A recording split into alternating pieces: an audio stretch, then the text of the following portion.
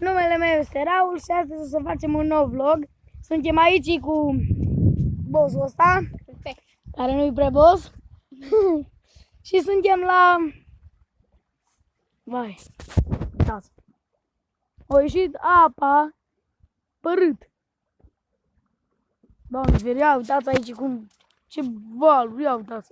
O trecut peste pod. Ne duce apa dacă ne băgăm. Uitați-vă la cranga asta, o vedeți? Da, hai, aruncă. Ne duce, o duce. Uai, o și băga la fund cranga. Ia, o vedeți acolo? Uai. Și ia uitați câtă apă este aici și pe unde am trecut noi. Ca să venim. Și acum trebuie să sară. Uitați. Ia! Am sărit, bine. Aici, ia, uitați, aia e bicicleta mea, asta e bicicleta lui. Și uitați că trece peste pod. Am unul, trece peste linia aia de pod apa. Acolo sunt sticle. Toți sunt niște sticle. Niu, ia uitați. De unde vine apa.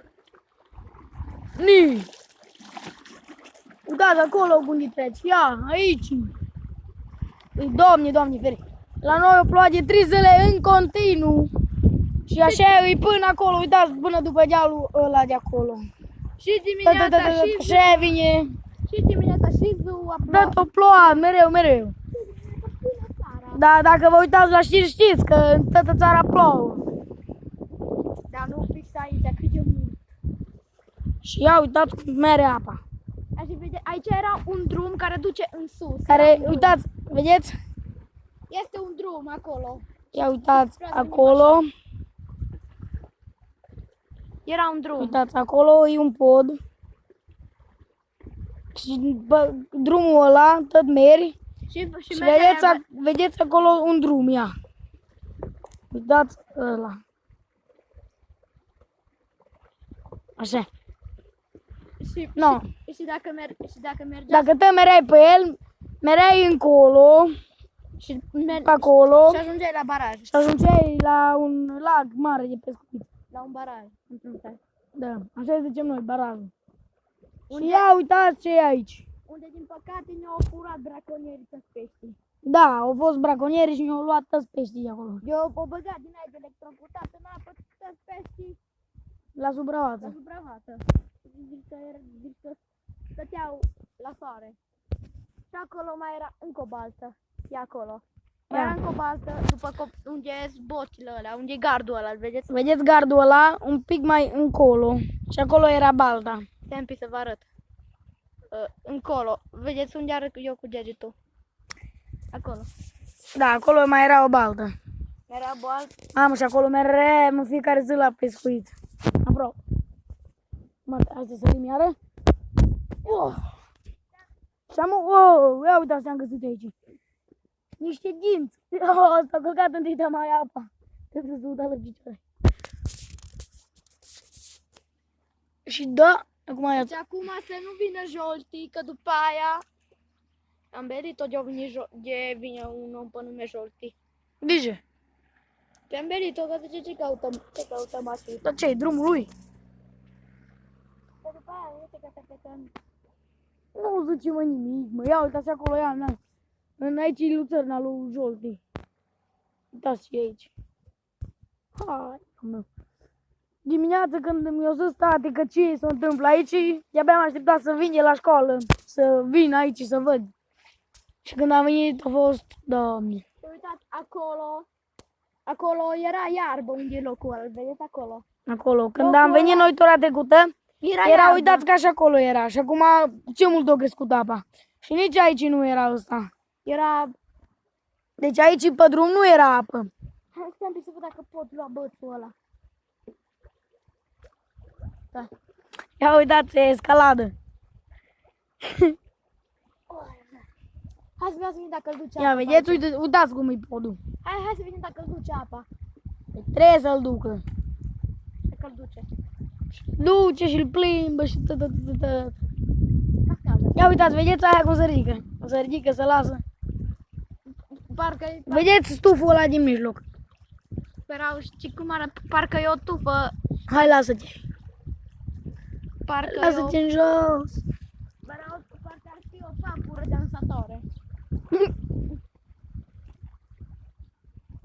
Să uitați, de acolo vin mașini.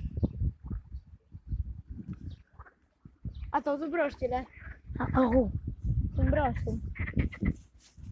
Să vedem unde e brosca.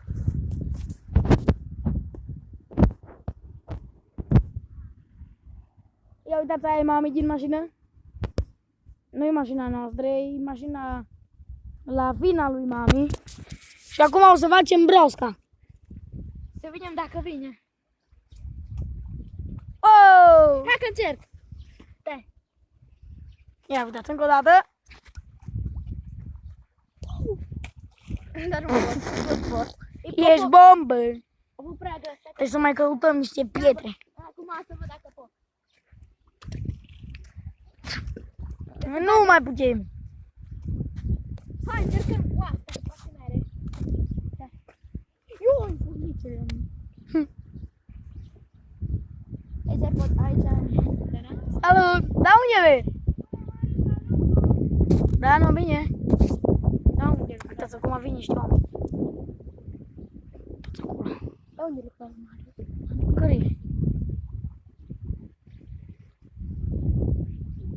Să rămâna?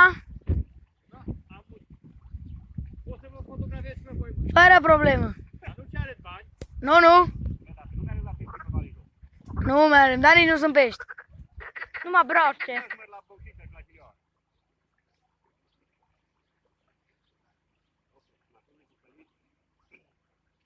Aici nu vine. Numai atât. Acolo am trecut un pic. Vedeți?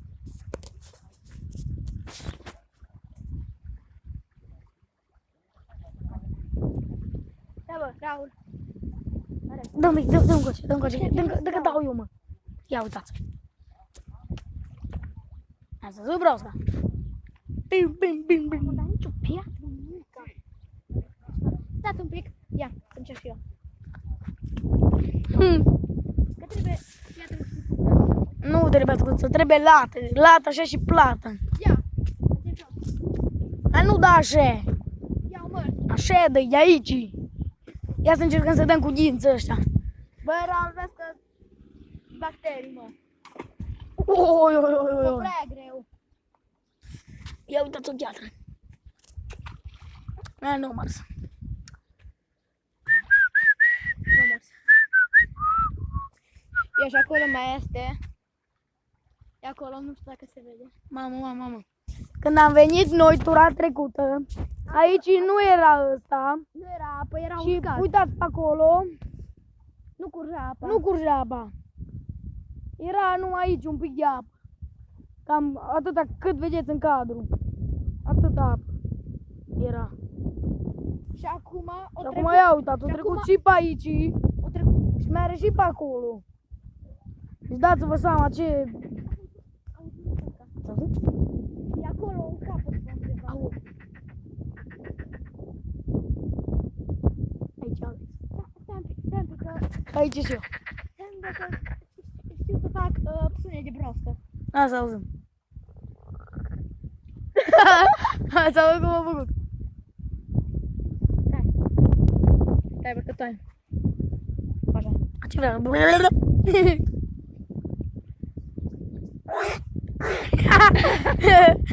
No, bine, hai că închei și eu vlogul ăsta. Deci cam atât a fost pentru astăzi. Dacă v-a plăcut, nu uitați să dați un like și o să mai fac eu episoadii de astea dacă mai ține inundația asta. Da, și să-i dați lui like și să vă abonați și la el. Cu voi a fost Raul și Alex. V-am pupat, ne vedem în episodul viitor. Pa, pa!